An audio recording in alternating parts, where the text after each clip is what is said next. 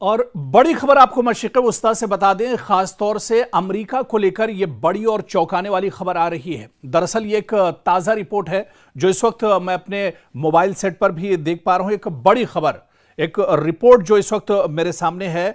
दरअसल आपको बता दें कि अब ये चीजें निकल कर आ रही हैं कि ईरान और अमेरिका जंग के दरमियान अमेरिका भी एक तरह से कमजोर पड़ने लगा है। ये खबर दरअसल चौंकाने वाली इस वजह से है क्योंकि एक तरफ ईरान है और दूसरी तरफ अमेरिका जैसा सुपर पावर।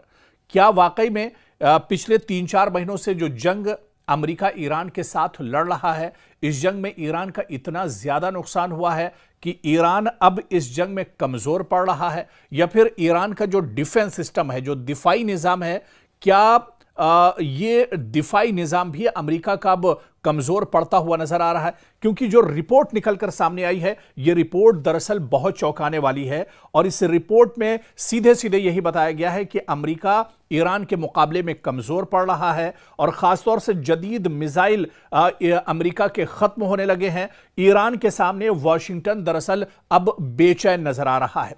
इस पूरी रिपोर्ट के बारे में तफसील से हम आपको बताएंगे क्योंकि दुनिया की सबसे ताकतवर फौज एक तरफ अमेरिका की हम बात कर रहे हैं, सुपर पावर है, और अमेरिका दुनिया की सबसे मजबूत फौज मानी जाती है, अस्करी ताकत मानी जाती है। लेकिन क्या अब इसके हथियारों के जखीरे तेजी से खत्म हो रहे हैं और क्या अमेरिका के जदीद दिफाई निजाम यानी जो इसका लेटेस्ट डिफेंस सिस्टम है, क्या अपनी आखिरी सांसें गिन रहा है? यह सवाल भी बहुत अहम है। और क्या ईरान के खिलाफ मुसलसल हमलों ने वॉशिंगटन को एक ऐसे मोड़ पर लाकर खड़ा कर दिया है जहां जंग जारी रखना पहले जितना अब अमेरिका के लिए आसान नहीं है? क्योंकि दरअसल अमेरिका ने एक बार फिर ईरान पर फजाई हमले किए हैं और कशम जजीरे पर एक रिहायशी इमारत को निशाना बनाया है जिसमें कि ईरानी दरअसल जो मियां बीवी हैं वो इसमें मारे गए, हलाक हुए। जो लेटेस्ट दरअसल जो हमला अमेरिका ने किया है और यह हमला काफी बड़े पैमाने पर यह हमले ईरान के अंदर अमेरिका ने किए हैं और इस हमले में काफी माली और जानी नुकसान ईरान को उठाना पड़ा है। लेकिन इस हमले को लेकर ही दरअसल एक रिपोर्ट जो जाहिर की गई है, वो रिपोर्ट दरअसल ये बताती है कि अमेरिका का जो डिफेंस सिस्टम है वो अब एक तरह से नाकारा हो रहा है। डिफेंस सिस्टम अब एक तरह से कमजोर पड़ रहा है और अमेरिका का, और एक रिपोर्ट इसको लेकर बाकायदा आई है जिसमें यह शाये किया गया है कि जो डिफेंस सिस्टम अमेरिका का है ये एक तरह से इसका जखीरा खत्म हो रहा है। इससे पहले भी इस तरह की रिपोर्टें आती रही और यह कहा गया कि जो अमेरिका का डिफेंस सिस्टम है, खासतौर से उसमें पैट्रियट मिसाइल की बात की गई थी।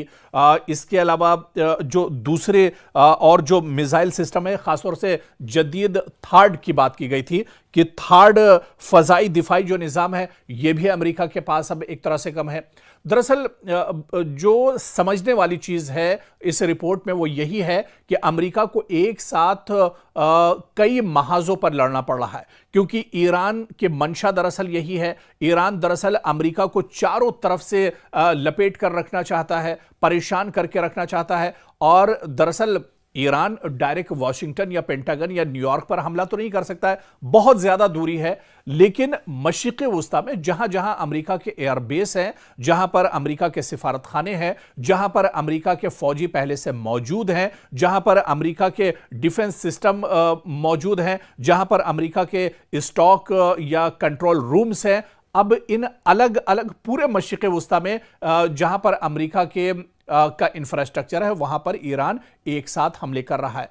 अब अगर दुबई में ईरान हमला करता है और एक साथ वो कतर पर भी हमला करता है, सऊदी अरब को भी निशाना बनाता है, इसके अलावा अबू धाबी को निशाना बनाता है, कुवैत को निशाना बनाता है, इराक को निशाना बनाता है, जहां पर हर जगह अमेरिकी इंफ्रास्ट्रक्चर मौजूद है, तो फिर अमेरिका एक साथ ईरान के हमलों को कैसे रोक पाएगा? अमेरिका के पास क्या वाकई में इतना डिफेंस सिस्टम मौजूद है, इतने थार्ड या पैट्रियट मिसाइल मौजूद हैं जो ईरान के ड्रोन्स और मिसाइल को रोक सकें। इसी वजह से इस रिपोर्ट में दावा किया गया है कि अब अमेरिका की दरअसल कमर टूट रही है। मशरिक़ वस्ता के उमूर के माहिरीन के मुताबिक भी अमेरिका के जदीद और इंतहाई महंगे जो दिफाई हथियारों का जखीरा है वो दरअसल तेजी से कम हो रहा है। इनमें दूर से हदफ को निशाना बनाने वाले ज्वाइंट स्टैंड ऑफ वेपन्स और जदीद थर्ड फजाई दिफाई निजाम के मिसाइल भी दरअसल शामिल है। और यह कहा जा रहा है कि अब डिफेंस सिस्टम दरअसल अमेरिका का कमजोर पड़ रहा है, और जब किसी का डिफेंस कमजोर पड़ जाए तो उसकी हार एक तरह से तय मानी जाती है, और यही कुछ इस जंग में अमेरिका के साथ हो रहा है। हालांकि एक खबर बीच में यह भी आई थी जो हमने आपके साथ शेयर की थी कि अमेरिका बड़े पैमाने पर डिफेंस सिस्टम को लेकर दिन रात काम कर रहा है, और चाहे थर्ड की बात की जाए या पैट्रियट मिसाइल की बात की जाए, इन मिसाइलों का प्रोडक्शन बहुत तेजी से अमेरिका ने बढ़ाया है। लेकिन रातों रात कोई थर्ड या पैट्रियट मिसाइल तैयार नहीं हो पाते हैं, बल्कि इन मिसाइल्स को, इन आलात को और इस डिफेंस सिस्टम को तैयार करने के लिए एक लंबा वक्त दरकार होता है, जो अब अमेरिका के पास एक तरह से नहीं है, क्योंकि ईरान लगातार अटैक कर रहा है। ईरान मशरिक़ वस्ता में जितने भी महाज हैं, जहां जहां अमेरिका के एयरबेस हैं, अमेरिका का इंफ्रास्ट्रक्चर है, वहां पर लगातार हमले कर रहा है। चाहे बहरीन की बात करें, जॉर्डन की बात करें, Iraq, Dubai, Kuwait, Qatar, Saudi Arab, बहुत से दरअसल इलाके हैं। और पहले की रिपोर्ट में भी हम आपको तफसील से बता चुके हैं कि अलग अलग पूरे मशरिक़ वस्ता पर दरअसल अमेरिका का दबदबा था। अमेरिका दरअसल पूरे सऊदी और खलीजी ममालिक को सिक्योरिटी देता था। इसी वजह से अलग अलग जगहों पर अलग अलग गल्फ के जो ममालिक थे, खलीजी ममालिक थे, वहां पर अमेरिका ने अपने एयरबेस बनाए हुए थे। लेकिन अब इन एयरबेस पर जिस तरह से ईरान हमला कर रहा है, जिस तरह से कुवैत के अंदर जो अमेरिका के फौजी थे मारे गए हैं, उसके बाद से अब अमेरिका दरअसल बेचैन है। और इसी के बाद अब जो ताजा रिपोर्ट आई है वो ये बताती है कि अमेरिका की इस जंग में कमर टूट रही है। अमेरिका का डिफेंस सिस्टम दरअसल कमजोर पड़ रहा है। अमेरिका के थर्ड और पैट्रियट मिसाइल का जो जखीरा है वो दरअसल तेजी से खत्म हो रहा है, और इसी वजह से अमेरिकी सदर डोनाल्ड ट्रंप के पेशानी पर दरअसल परेशानी अब बढ़ गई है, और अब वो समझ नहीं पा रहे हैं कि आगे ये लड़ाई किस तरह से जारी रखी जाए।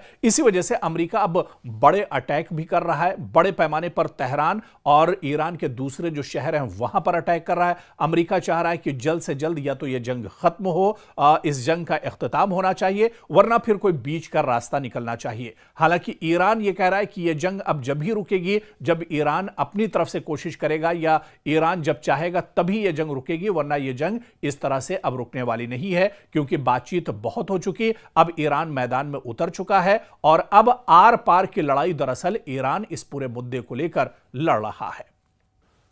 अगर बुहैरे अहमर में जहाज महफूज न रहे तो सिर्फ मशरिक़ वस्ता ही नहीं बल्कि पूरी दुनिया की तिजारत हिलकर रह जाएगी।